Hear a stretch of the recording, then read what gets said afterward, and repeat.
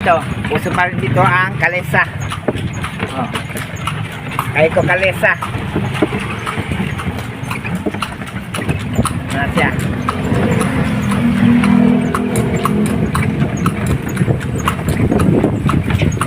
Ka-experience na kalesa. Nandun man di ay. Ganyan, dali naman. Makapunta sa pupuntahan.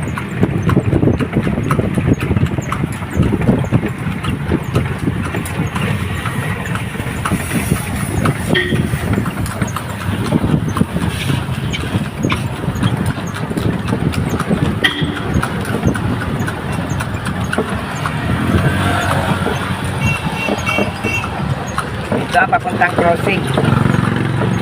Papuntang Basak, Barangay Basak San Nicolas. Ayan ang mga agianan.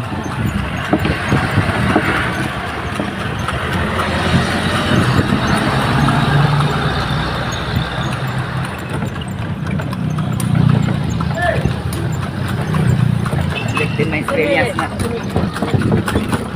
Kalesang sakyan.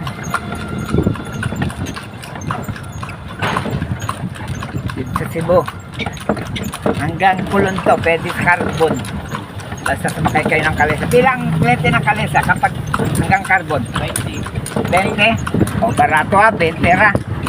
Ang crossing, ikan Takunol Patima. Wala. Ha? 20 yun. Minimum 20? Minimum 20. Eh kung papunta ng Cabreros, dito magpunta ng Cabreros, no?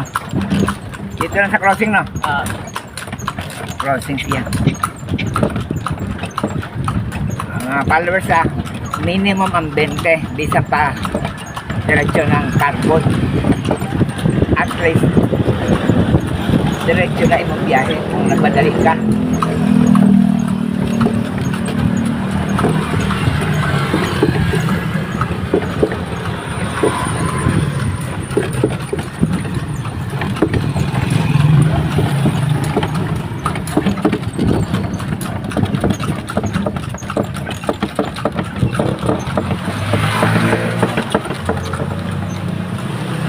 Parang Maynila na rin, ano?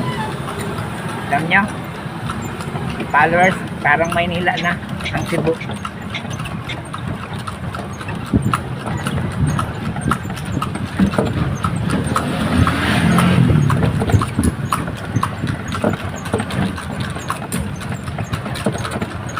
Nag-practice man dyan kami ng sayaw.